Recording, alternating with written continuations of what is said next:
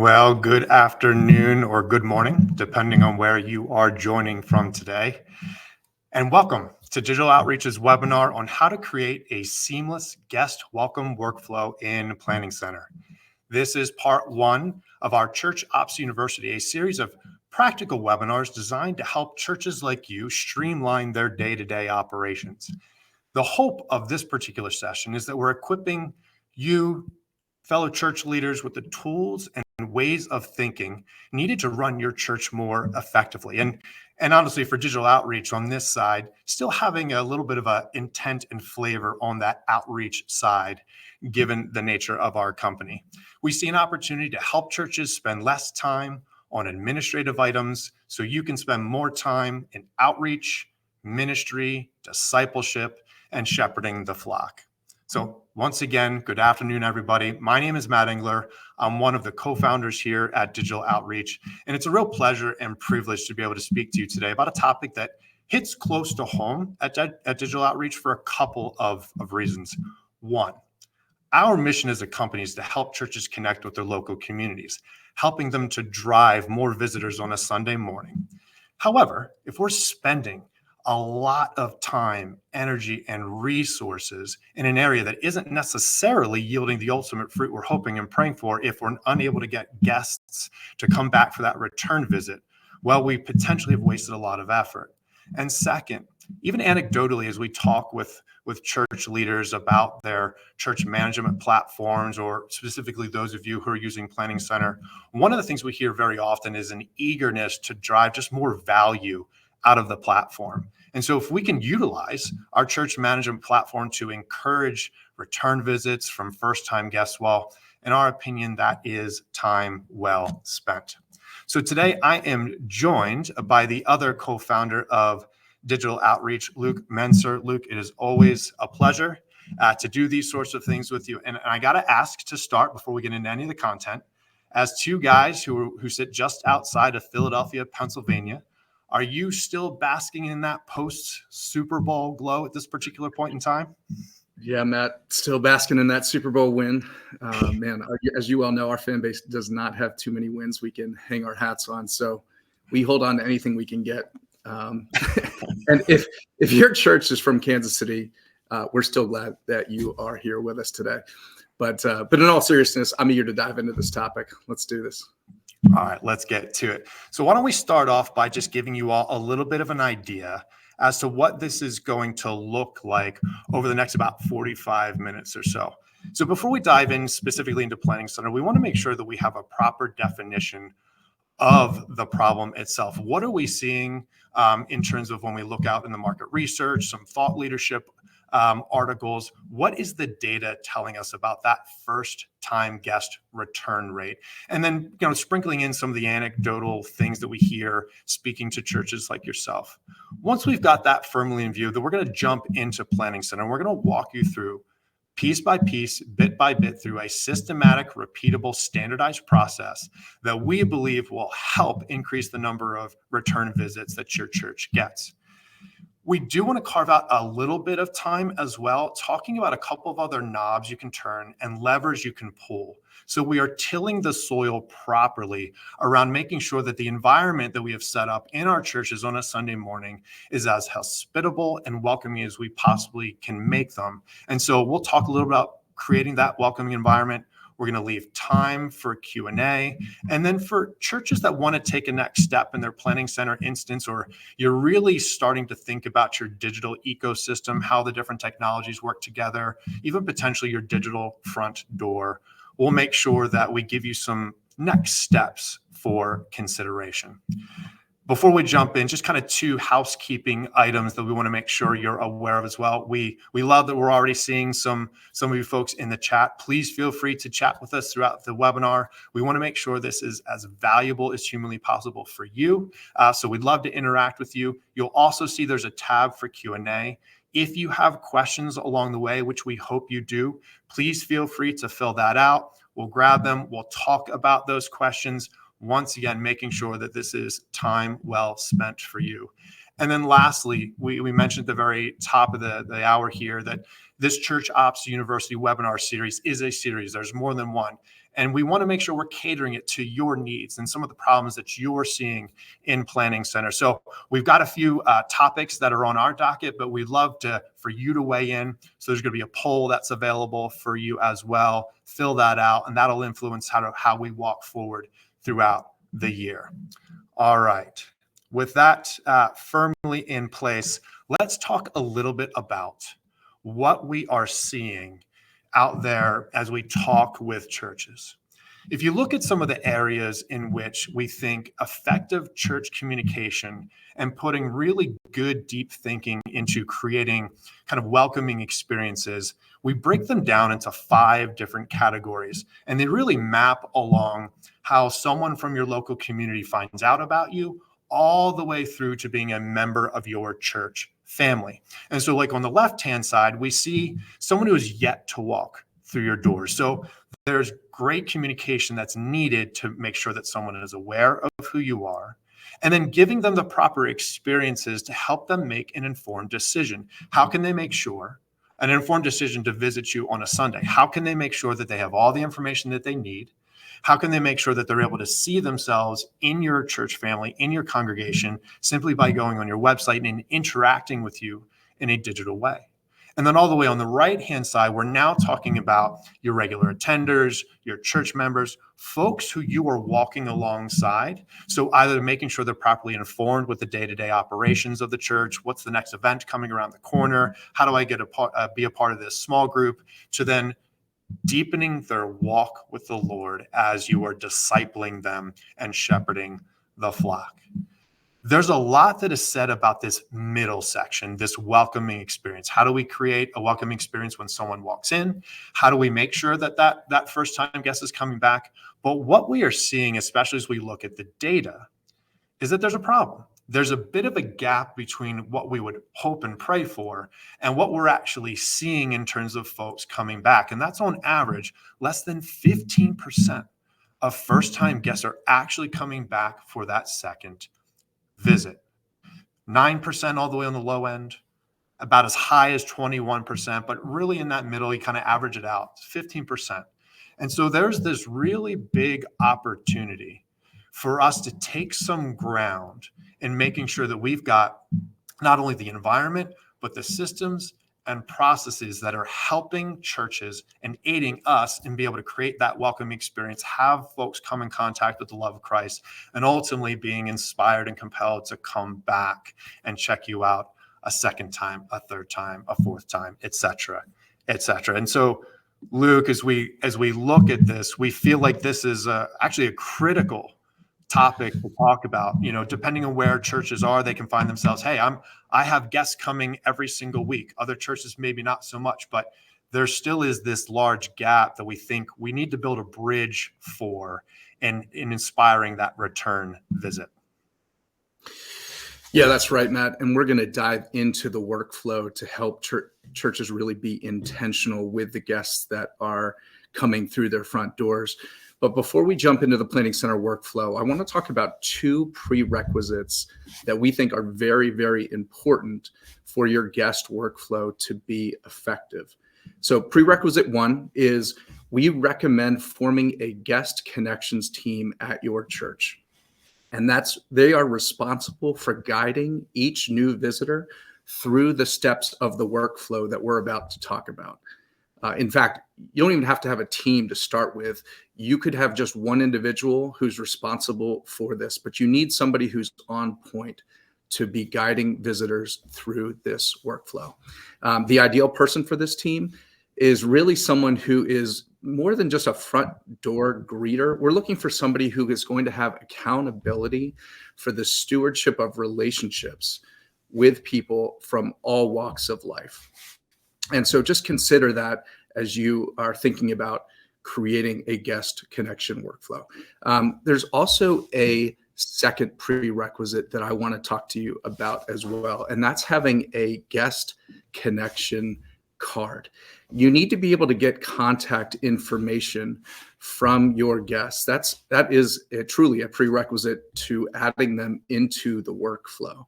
And we are going to talk about some ways that you can get that contact information easily from guests to help you then flow into the workflow from there. And so what I'm showing you here right now is Planning Center people. And in order to get, we recommend creating a Planning Center form. Let me just show you real quickly how to get there. If you go to people, and then you go to forms, and then we have a form called Guest Connect Card. And what you want to do is go to the fields section, and we're going to have the title be Guest Connect Card, and then we have a short description that the guest will see. Now, with every Planning Center form, they automatically capture 3 fields: first name, last name, and email address. So you don't need to add that to your form. That's automatically going to be included for you. We also recommend capturing phone number, and we'll show you down the line why that's important as well. But we really suggest that you cap the number of fields at 4. The more fields that you ask somebody to fill out at the beginning when they're just a first-time guest, the more uncomfortable they're going to be with providing all of their information. And that's not to say that information isn't important. It just needs to be captured further down the line as they get further integrated into the church. So we recommend starting with 4. Okay, so once the form is set up, there's 2 additional things to do. One is create automations. And I know this could sound like it's fairly advanced. It really is not. It's actually quite simple. There's 2 things that we should do with automations. The first would be to set the membership type. What's the membership type? Well, we believe that data quality, it will ultimately help you care for these new visitors and ultimately your church more effectively. So if we can automatically set the membership type to guest, then that will save you an extra step, and then will allow you to know who in your church management database you're really responsible for as guests, and helping them to get to that regular attender membership type, which is ultimately the aim of what we're trying to do. The second thing in terms of automations is automatically adding guests to the guest connection workflow that we're about to talk about. So as you see here, we can just create an automation by going here, selecting that we want people, and the action is add to workflow. And then you'll see once you've created the workflow, the guest connection workflow show up. It's very easy to do. And that means when somebody fills in that form, they're automatically then added to the workflow. And so you don't have to go ahead and manually do that. Excellent. The last thing before we jump in is that we recommend creating what's called a website redirect. And that's not to sound overly technical, but what that helps you to do is have a simple URL that somebody can type in to then redirect them to that guest connect card. So for example, if my URL is broadstreet.church, if I add the /guest at the end of it, I can have that URL then automatically redirect me to the guest connect card. And this is the form that we just created.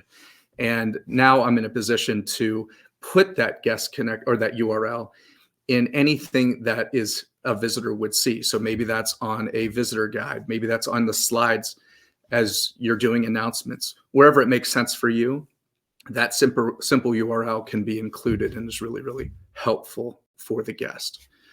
Okay, that is it. We're actually going to go ahead and fill out a guest connect card, and I'm going to walk you through the workflow step by step right now. Okay, so since I am an Eagles fan, I'm going to type in Jason Kelsey. I'm making up a email address and then a phone number. And so what we're going to do is we're going to walk Jason through the guest connection workflow as though he were a first-time guest. Okay, so we've gone ahead and submitted his information, and now they should be in our Planning Center workflow. And you can see I've got this set up. And you can see by the green number right here, number 1, that we have somebody new who has just entered the workflow. Now, before we get started, the purpose of this workflow is to get somebody who has just walked through your front doors to visit 4 times, preferably over about a 2-month period or less. And then so they get to the point where they're a regular attender, and now they have different needs and discipleship opportunities that they would be looking for. But our goal is to try to get somebody back 4 times on a Sunday morning. That's the aim. And this is how we're going to do it. We have 6 steps. Let's take each step one by one. First step is a text message from the senior pastor. So the guiding principle, we want to show genuine care and hospitality to every guest, reflecting both our commitment to discipleship, but to also be intentional with them as well. And so there's no better way we have found than if the senior pastor, who most likely they have just seen preach a sermon, would be the one to actually follow up with that guest. That would be a very meaningful step to take. It's not to say that that's the only person that can do it, but it's preferable to either have the senior pastor or somebody in leadership that has been on stage actually take this step. And so what we recommend is within 3 hours after the first-time guest has left the Sunday service, they should be receiving a short text message. And let me give you an example of the type of text message that we recommend setting. First part is the intro. Hi, my name is Pastor Luke, and I'm from Valley Creek Church. It was great having with you today. So we're just introducing who we are, making that connection again within a couple hours after they have come. Part 2 is really going to be dynamic. It's going to be a personal note, depending on, hopefully you've had a conversation with that person and you're saying something like, hey, thanks for sharing about your recent move to the area. I know settling into a new place can be challenging. Hope you felt at home. We'd love to have you again next Sunday. So whatever personal note you can put in there that reflects the conversation that you had earlier, put that in the text message. And then finally, part 3, it's helpful to ask a question. Is there anything that I can pray for you about this week? And we like asking a question because we hope that there's now a text message exchange between that senior pastor and the first-time guest. And so if you include each of those parts and you do that within 3 hours, that really is kind of the idealistic first step in trying to reach that first-time guest and welcome them back for a second visit. So let me go down. You can see that we've got Jason Kelsey in here, and I want to show you what the card looks like. Every single person that enters into a planning center workflow has a card. And one, it's got the same information we just looked at from the title and the description, but it also has the ability to complete the step. And then down further, this is really helpful. You can include notes. And we're going to talk about this more later, but we highly encourage you to use the notes section of the workflow. That way you can enter information about when people are coming or interactions you've had.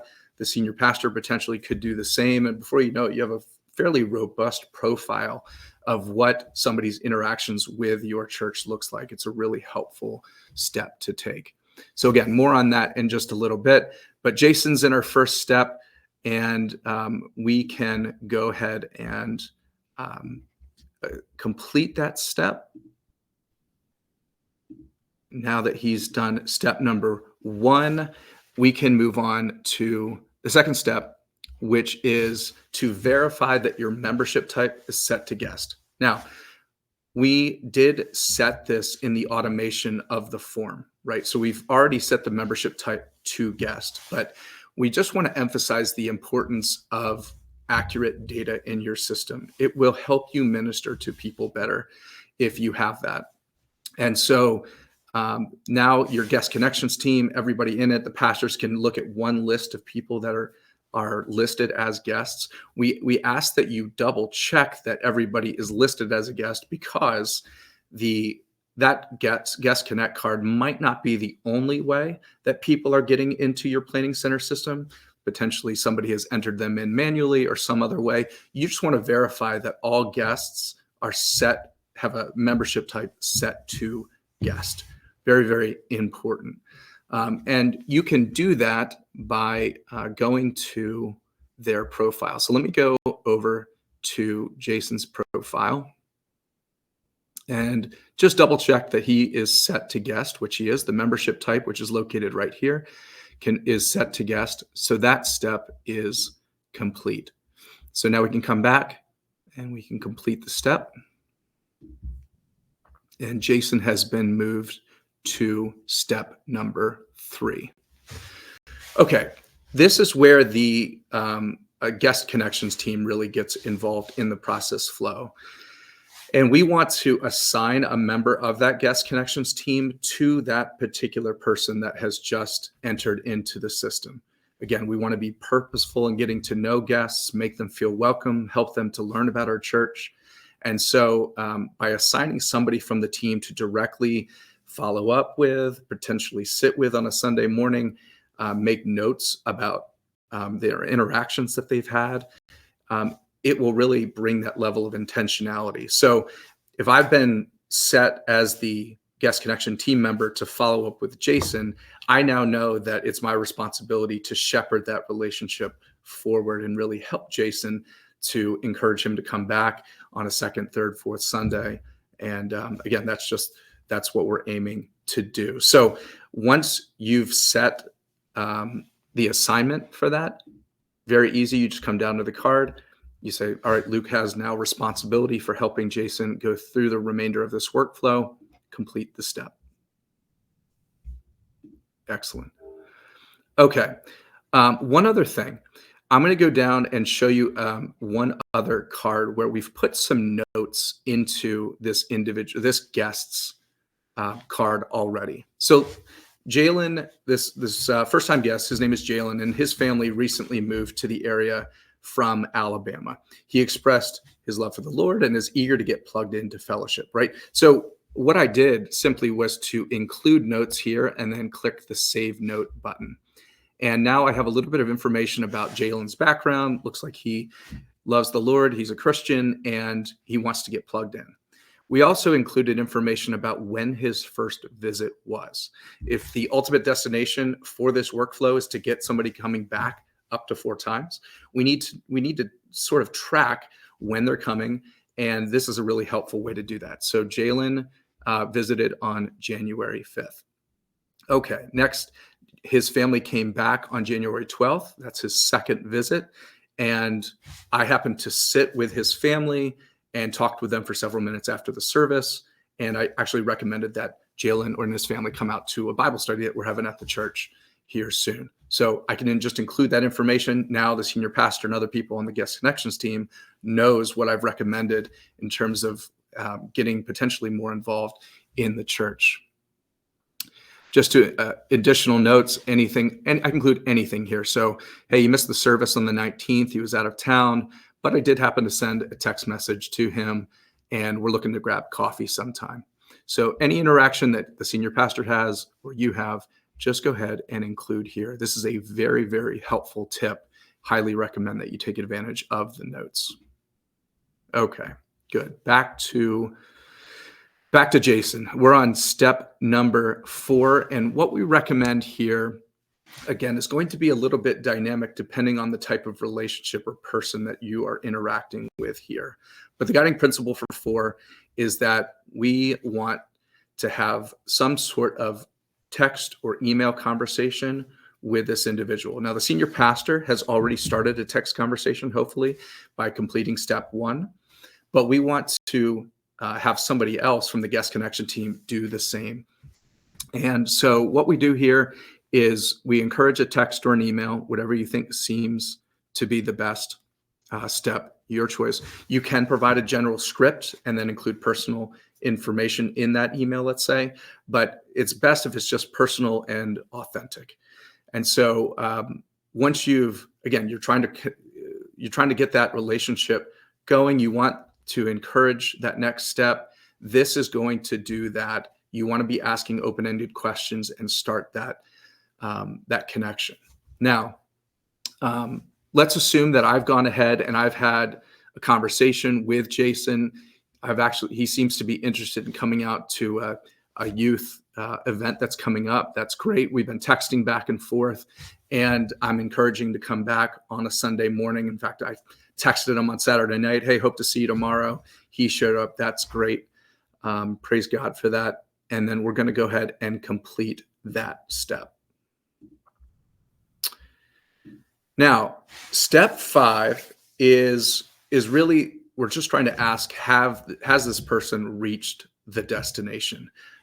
So much of 3 and 4, or especially number 4, is going to be dynamic over the course of several weeks, where you're following up and you're trying to connect with them via text and email. But we're trying to make sure that somebody actually has come 4 times. If somebody comes 4 times, the chances of them continuing on and becoming a regular attender are very high. And so again, we're just trying to make sure that that's happening. We're making notes about when they're visiting or maybe when they've missed, and trying to reach out accordingly. And so let's assume, for the sake of this example, that Jason has come out for over 4 Sundays over, let's say, the first 6 weeks. Wonderful. We can complete that step as well. And when we do that, we really have at that point just about gotten to the end of the workflow. And what we want to do now is start shifting our thinking in terms of what we're trying to help Jason do next.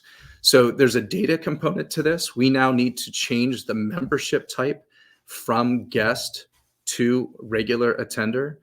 But beyond just the importance of having the correct data, somebody who's come 4 times is really going to be looking possibly to take another step of getting involved in that youth event or that Bible study.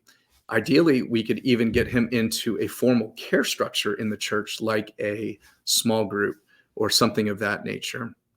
But we really would encourage that the guest connection team have a warm handoff with the pastoral team or somebody on the pastoral team who's helping to shepherd Jason further. Now, again, that could be towards formal care structure, that could be getting coffee, whatever it needs to be. But there's, again, that level of intentionality that we have now passed Jason on from the guest connection team over to somebody in the pastoral team who can help to get them more integrated into the life of the church. And so what we're going to do for Jason is we're going to go to his profile again. And he is currently set as guest. We're going to update that to regular attender.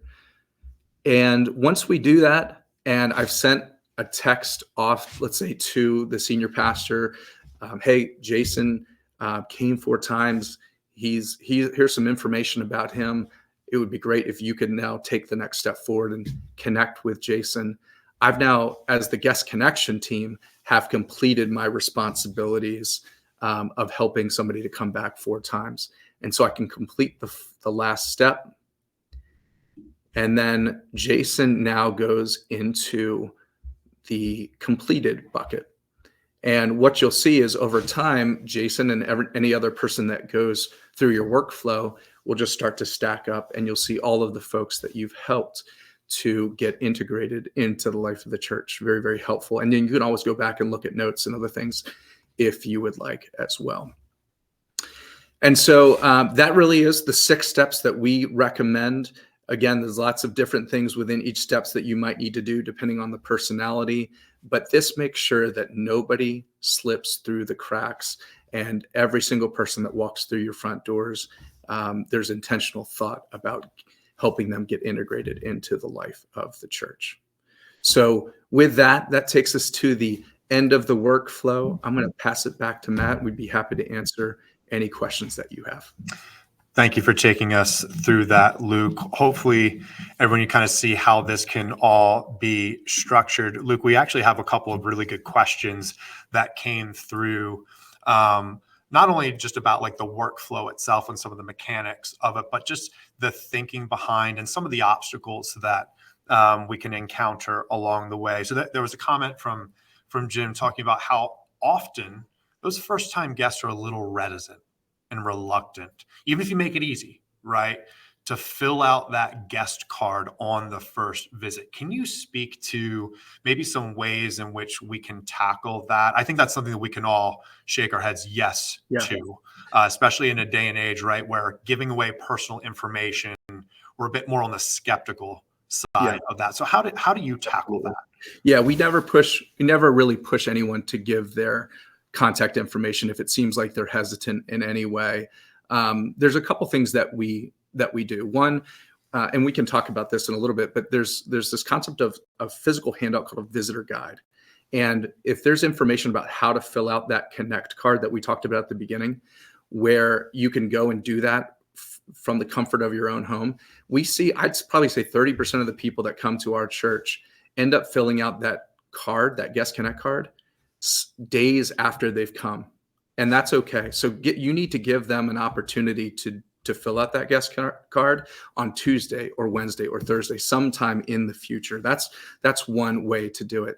The other thing that we always do is we put every single, we try to put people in a position where if they come back the second week, again, we're not pushing it, but it doesn't have to be on that first visit. So as long as they come back for that second visit, we're just trying to make a connection and maybe they're ready by the second week to actually come back and do that. I'd say just kind of read the body language of that person and try to give them as many opportunities as possible with that form to go ahead and fill that out. It's good though, even the mentality of like, it doesn't all have to happen at once. No, it puts us in a good relaxed posture versus like gotta have it in the moment. that's right. There was also a question just around that first step, that text message from the senior pastor. If you scaled that back and only asked, let's say, for name and email versus the phone number, is that okay? Is that not personal enough? What's your view and what have you experienced, text versus email or just the personal nature of that follow-up communication? Yeah, we have found that text message generally gets a much higher response rate than an email. That's not to say if you add the phone number, the chance they could be nervous about providing that information. So it really is a trade-off. We find that trade-off of asking for the phone number is worth taking. But you could always start without the phone number and just rely upon email communication. That's perfectly fine as a starting point. And then you could always try it out. That's the great thing about digital technology. In 30 seconds, I can go take that phone number.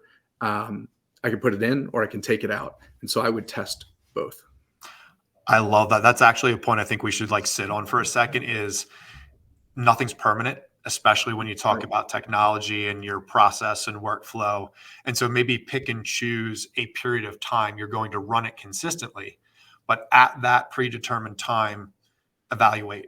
Has it been as successful as we want it to be? What are some of those additional pain points maybe we still need to solve for? Maybe there's a seventh step for your church that needs to be put in place, but now you've got a really good foundation to start from, right? If you're building this from scratch.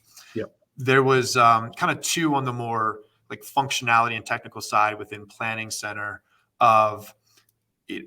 Does the text communication itself that's being sent, is that being sent from in Planning Center? Can you see that? Where are the responses? What's your experience with that? Yeah. So what our senior pastor does and what I would typically do is actually just text from my personal phone. These are people we're trying to develop relationships with. And so I don't have any hesitancy. The senior pastor doesn't have any hesitancy about providing that information. You certainly can do that within Planning Center. You can certainly do that within Clearstream if that's a service that you've set up that also provides mass text messaging capability. I think there's reasons that you could do that, but I would err on the side of just sending it from your personal phone number. Okay.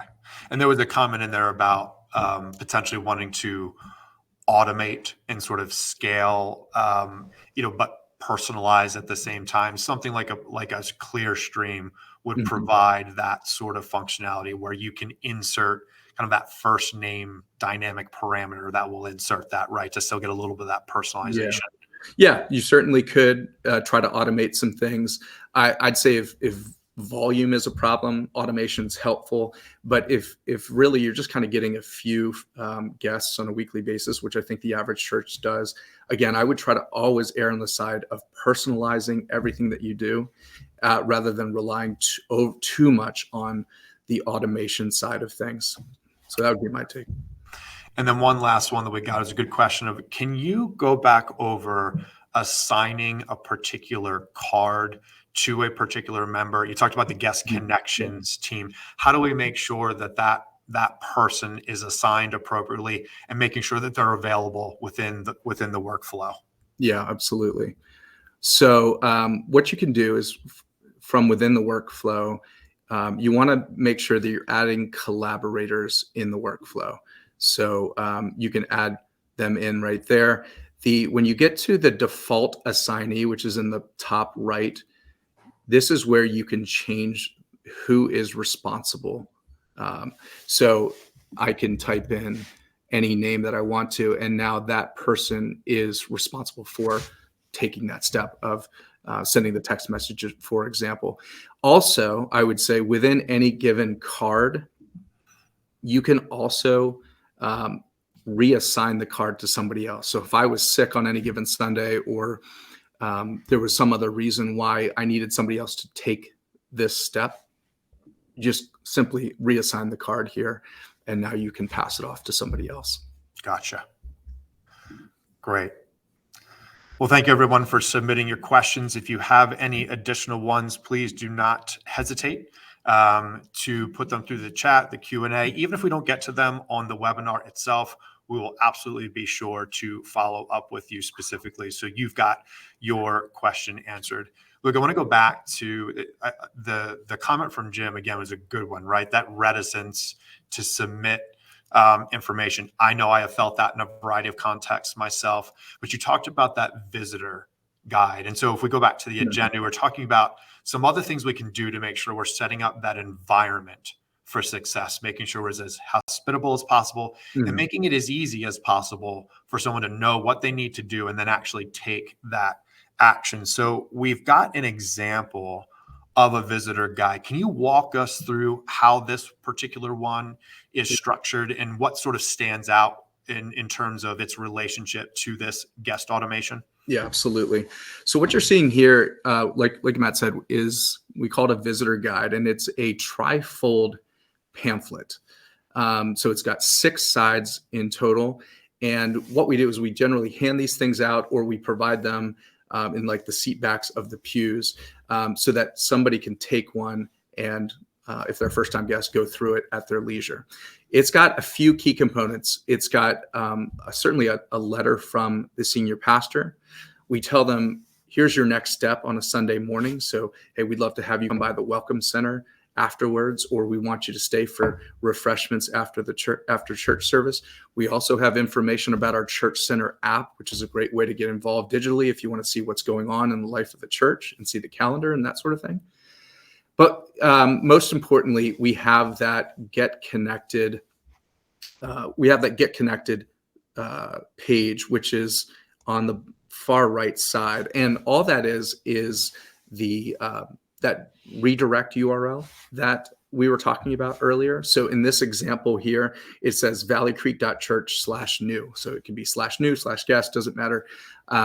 But that is going to redirect to that planning center form and allows you to fill out that Guest Connect card. Like I mentioned earlier, easily 30%, probably higher, fill out that Guest Connect card in the comfort of their home days or potentially even weeks later. And so this just gives them an opportunity to think and pray and really consider, do I want to give my information? Well, now you've given them a vehicle to do that, because they're going to take this home with them and they're going to look at it as a follow-up after the church service. Good. And then there's also, you talk about after the church service, there's also things we can do to make sure that directly after that Sunday service, we're also, again, setting up an environment which really helps aid us in someone wanting to provide that information, but more importantly, feeling that intentionality from the church, feeling that love of Christ, and feeling that, they're wanted and desired to come back. And so the Welcome Center, talk a little bit about that. Yeah. I think we recommend that all churches have some sort of welcome center, welcome table that a guest can go to in a central location in the church after the service is over, so that they can talk to somebody from that guest connections team and get more information or ask any questions that they have. So 3 components to that welcome center. You can do this fairly cheaply. One, you need some sort of prominent sign. So this could be a TV that has a graphic on it, or this could be just a sign that you make on Vistaprint or other places. You need to be able to find the welcome center easily as a guest, and it should stand out. So that would be step 1. 2, we recommend providing a small gift to all first-time guests that contain 2 things. One, we love handing out a gift card. Maybe it's $5, $10, and we give that gift card to a local business of some kind, like a coffee house or something like that. That really just shows that we want to be hospitable. We want to support local business. We're all about the town that we're in, and we want to connect and outreach to that location. So I think it communicates a lot.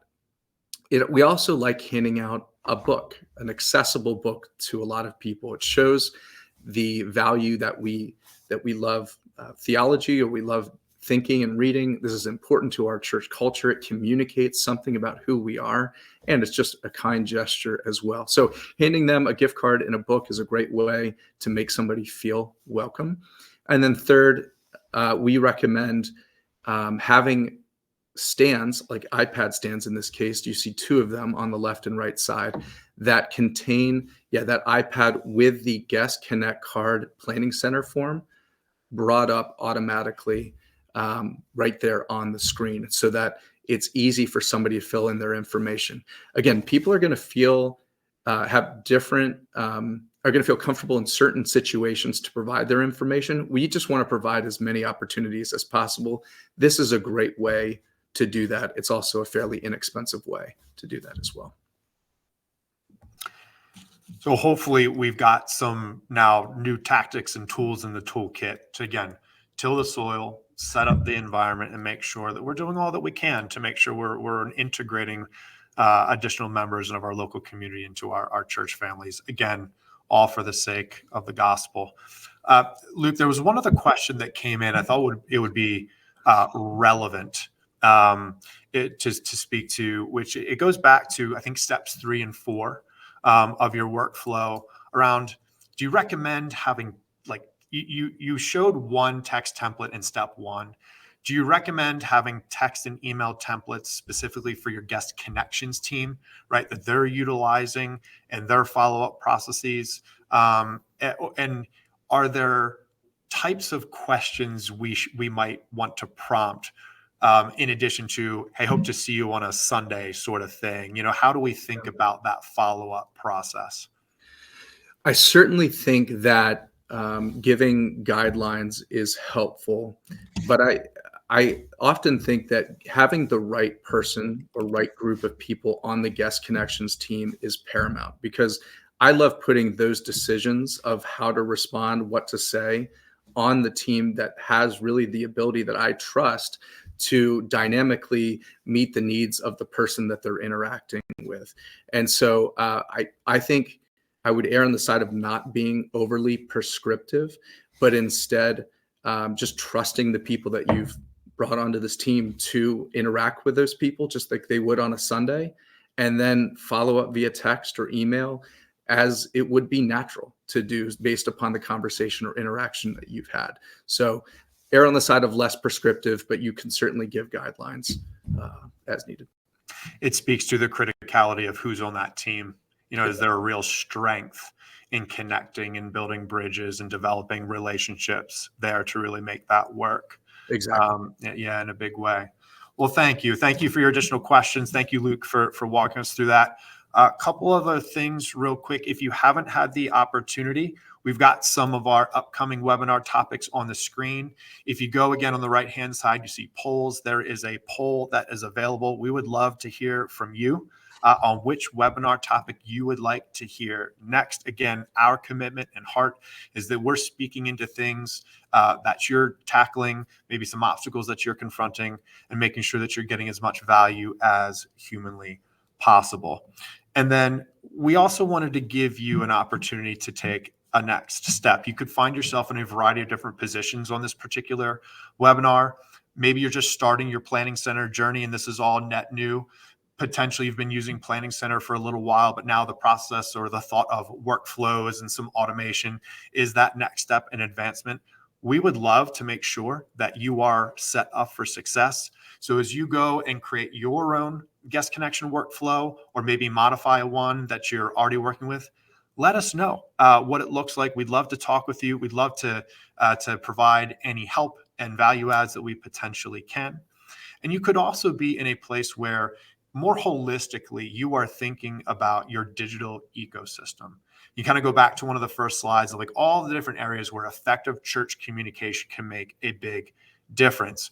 And so digital outreach has really planted its flag, one on the Planning Center and kind of church central hub side, but as well as how do we reach out into that local community? So as you're thinking about other ways, tools, tactics, and strategies for outreach, improving your digital front door and having a powerful digital presence, we would love to chat with you. My contact information is on the screen. Please feel free to shoot a text, give a call, send me an email, or there is a QR code on the screen. If you are to scan that on your phone, it will actually pull up a meeting scheduler, and you are welcome to pick any time that you would like. Again, we love talking with churches about this sort of thing, and our desire is to help and set you up for success as best as possible. Well, Luke, it's been a lot of fun. It's been good. Thank you so much for walking us through that. To all of you who have joined, we really appreciate everything, all of the questions. There's one last question. I just want to make sure, Jessica, is there a mobile version for the people portion of Planning Center? There's a lot that can be done from a mobile perspective and all the different parts and pieces and plans and solutions within Planning Center. One of the topics is going to be about people and how do you set up mobily for success. Please come back, join us again. We'd be happy to speak directly to that or follow up via email. We can chat about that with you. Thank you all. We appreciate your time and your attention. We hope you have a wonderful rest of your day, a blessed week. Thank you all for joining, and we'll see you on the next one. Bye now.